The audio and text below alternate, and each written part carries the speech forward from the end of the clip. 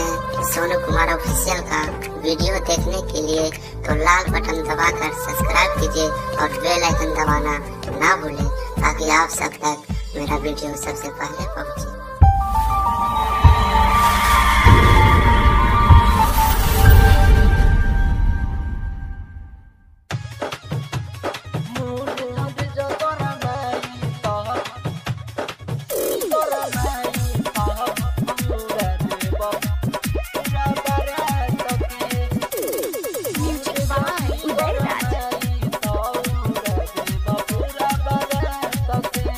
खबर छोड़ी शादी रचलू काहे दोसर जात से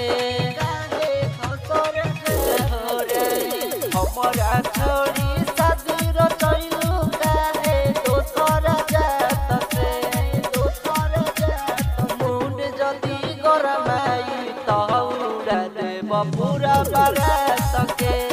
मुंड जदी गरमाई तौरा देव पूरा पूरा बारात के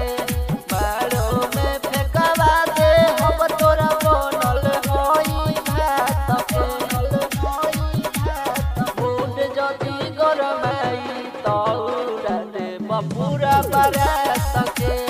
मुंड जदी गरमाई तौरा देव पूरा बारात के।